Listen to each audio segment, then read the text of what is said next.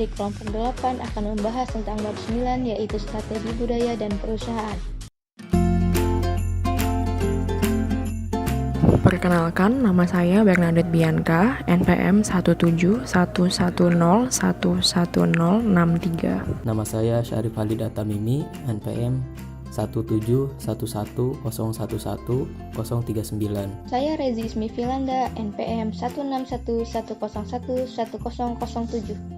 Nama saya Agung Mefriansyah, NPM 1611011062. Tujuan pembelajaran: 1. Untuk mengetahui strategi dan budaya perusahaan. 2. Untuk mengetahui model strategi budaya. 3. Untuk mengetahui faktor budaya dari strategi. 4. Untuk mengetahui pengaruh budaya nasional terhadap strategi. 5. Untuk mengetahui strategi pasar global. 6. Untuk mengetahui aliansi budaya dan budaya bisnis.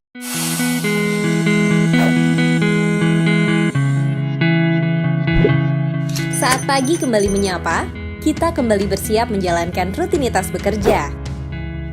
Dimulai dari mandi, beribadah, memilih pakaian yang akan dikenakan, hingga menyapa setiap orang yang kita jumpai dalam perjalanan menuju kantor.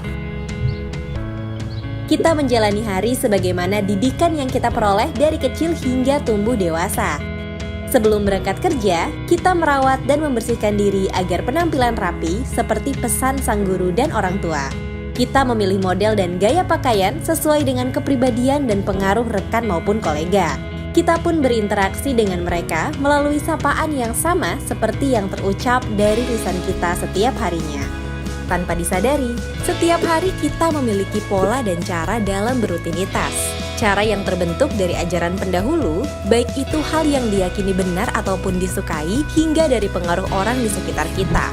Inilah yang disebut sebagai budaya. Budaya atau culture adalah hasil pembelajaran, pemahaman, dan pengaruh dari sekitar yang merupakan kumpulan dari keyakinan, sikap, nilai, perilaku, dan pada akhirnya menjadi cara hidup sekelompok orang. Dengan perbedaan yang secara alami telah terbentuk sejak lahir, kita datang dari lingkup kelompok asal budaya yang berbeda. Namun, perbedaan ini kemudian pada akhirnya berhasil menjadi satu kesatuan, menjadi insan PT Pembangkitan Jawa Bali yang tersebar di seluruh pelosok Indonesia. Tentu saja, perbedaan yang ada bisa menjadi tantangan yang menyulitkan, yakni tantangan ketidaksolidan yang dapat melemahkan harapan dan keyakinan kita dalam mencapai tujuan kita bersama, yakni visi perusahaan. Disinilah budaya perusahaan berperan untuk menyatukan dan menguatkan asa. Dengan spirit, nilai, dan keselarasan perilaku yang dijalin dan dijalankan bersama, kita mampu menjadi kelompok yang kuat dan tak terpecahkan. Dengan PJBW, kita bisa saling berbagi inspirasi, saling menyamakan nilai, saling menyelaraskan perilaku setiap saat, setiap hari, hingga suatu hari nanti tercapai mimpi kita bersama. Segalanya akan lebih bermakna jika dilakukan bersama, bukan? Mari berkarya, mengabdi, beribadah dengan IPJB.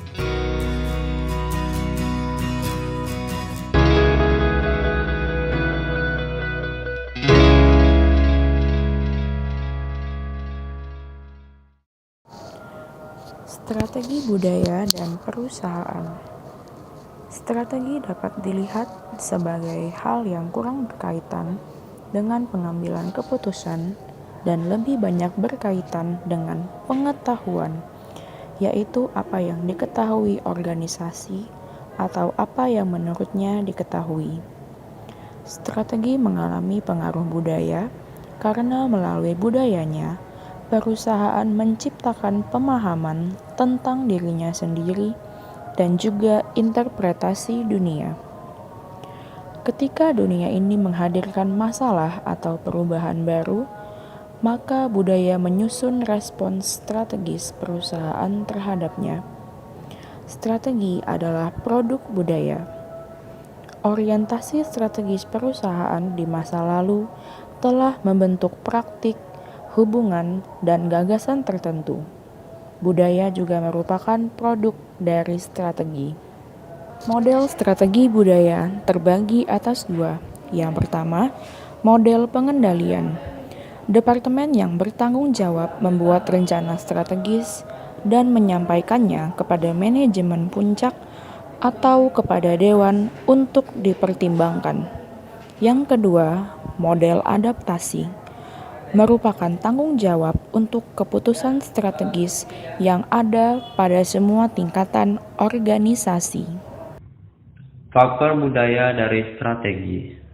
Mengikuti garis yang sama dengan penulis sebelumnya, Fatehi menambahkan bahwa merumuskan strategi bukan hanya masalah mengumpulkan informasi, tetapi juga memutuskan apa yang harus dilakukan dengannya.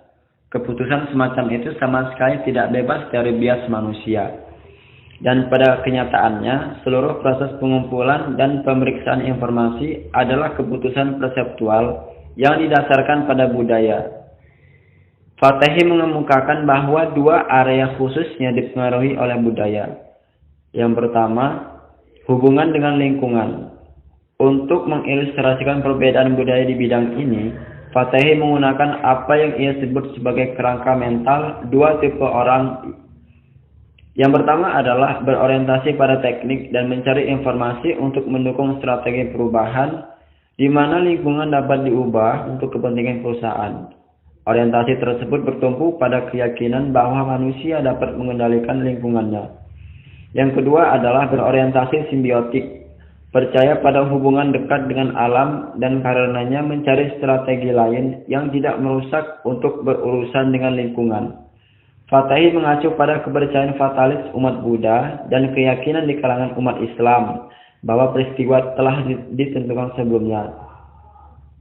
Keduanya mengenali batasan yang dimiliki manusia ketika mencoba mengendalikan lingkungan mereka. Kemudian yang kedua, hubungan di antara orang-orang. Fatehi juga membedakan perbedaan dalam masalah hubungan interpersonal dalam suatu perusahaan. Merumuskan strategi hanyalah salah satu fungsi manajemen yang melibatkan pola hubungan yang dapat diprediksi. Dalam hierarki tertentu, reaksi bawahan terhadap urutan atasan akan sejalan dengan cara perilaku yang diharapkan. Untuk menunjukkan perbedaan sikap di antara karyawan terhadap strategi perusahaan, Fatehi kontras dengan perusahaan Amerika Serikat dan Jepang. Mereka menganggap kemungkinan keberhasilan sebagai peluang ke lingkungan.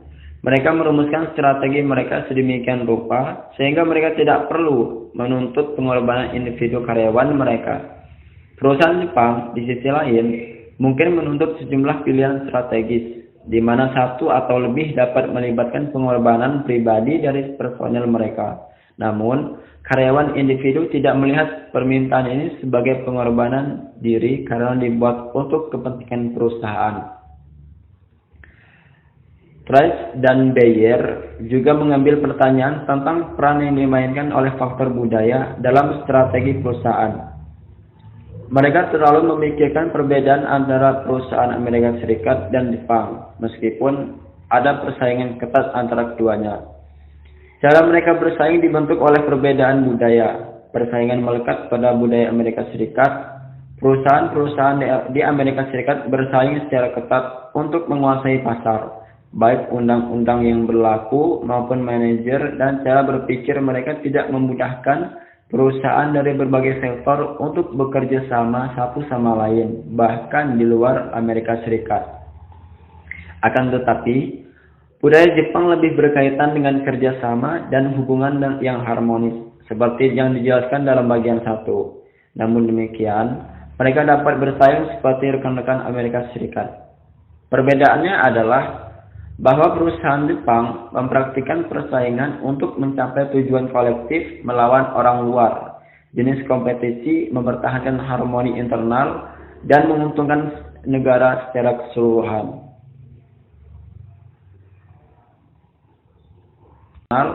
Dan menguntungkan negara secara keseluruhan.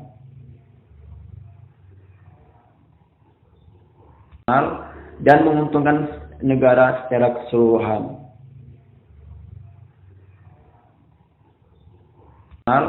Dan menguntungkan negara secara keseluruhan.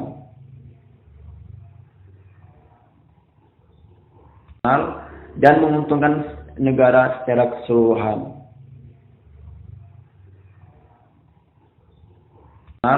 Dan menguntungkan Pengaruh budaya nasional terhadap strategi. Dengan cara apa budaya nasional dapat mempengaruhi strategi? Yaitu tidak hanya pada pilihan strategi, tetapi juga bagaimana cara merealisasikan dan pengambilan keputusannya. Permintaan konsumen untuk produk-produk tertentu akan berbeda dari satu negara ke negara lain, dan ini akan mempengaruhi pasar yang berbeda. Kebutuhan dan preferensi konsumen perlu dipertimbangkan ketika menganalisis sumber daya dan kapasitas organisasi, khususnya ketika bisnis dilakukan di luar negeri. Strategi pasar global. Beberapa analis mengklaim bahwa kesuksesan adalah karena strategi, sedangkan analisis lain mengatakan itu adalah hasil dari struktur atau inovasi teknologi. Penugasan global dapat menjadi sangat penting secara strategis bagi perusahaan. Dengan melakukan penugasan internasional, manajer yang terlibat juga dapat mengembangkan pengetahuan dan kompetensi individu mereka, terutama karena mereka perlu memahami dan bekerja dengan orang-orang dari budaya lain. Aliansi strategis dan budaya bisnis dapat ditempuh dengan 4 cara, yaitu yang pertama adalah menggabungkan budaya. Aliansi antara perusahaan baik melalui merger dan pengambil alihan adalah salah satu area di mana masalah budaya paling serius muncul. Hanya perubahan organisasi utama dalam perusahaan yang menyebabkan penderitaan dan konflik yang serupa. Keberhasilan atau kegagalan aliansi adalah karena faktor manusia, bukan garis bawah. Dan faktor manusia adalah semua yang berkaitan dengan bagaimana orang saling berdamai. Bagaimana karyawan dari dua perusahaan bekerja sama untuk mewujudkan tujuan aliansi. Jenis strategi merger yang digunakan tergantung pada seberapa kuat pengaruh pembeli terhadap budaya perusahaan yang diserap dan sejauh mana perusahaan akan diserap terikat dengan budaya mereka sendiri. Yang kedua adalah adaptasi lintas budaya. Ketika mencoba berteori adaptasi lintas budaya, Kim pada tahun 2005 mengacu pada kurangnya koherensi dalam karya penelitian yang berbeda dalam domain ini yang tidak hanya menggunakan berbagai istilah, misalnya akulturasi, penyesuaian, atau asimilasi, tetapi juga menggunakan perspektif yang berbeda untuk menggambarkan fenomena tersebut. Menurutnya, literatur tentang adaptasi lintas budaya melewatkan wawasan sistemik tentang apa yang terjadi ketika seorang melewati batas budaya. Yang ketiga adalah strategi perusahaan. Perusahaan saat ini tidak lagi seperti apa adanya atau apakah itu akan menjadi. Ini berlaku hanya untuk perusahaan nasional maupun internasional. Media melaporkan setiap hari tentang merger dan akuisisi di setiap negara dan setiap sektor bisnis. Pada tahun 1998, Paul Koster memperkirakan bahwa merger dan akuisisi akan berlangsung selama beberapa dekade. Menurutnya, ini bukan gelombang, hanya ada episode yang kurang lebih intens. Hari ini, intensitasnya terlihat jelas, terutama di Eropa, di mana konsolidasi di banyak sektor bisnis sedang marak. Sifat bermusuhan dari beberapa pertempuran pengambil alihan telah menerima publisitas yang cukup besar. Seperti halnya semakin banyaknya akuisisi yang dilakukan oleh perusahaan investasi swasta asing. Kemudian yang terakhir adalah merger dan akuisisi. Dalam bidang merger dan akuisisi ini, perusahaan menjadi terintegrasi ke dalam proses globalisasi dan internasionalisasi manajemen.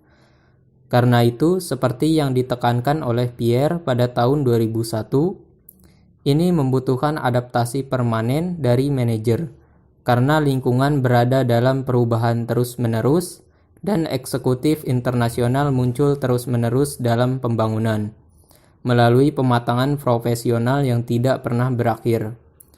Apa alasan yang memaksa perusahaan untuk mencari aliansi? Menurut protagonis, alasannya murni ekonomi, terutama keuangan, apapun sektornya.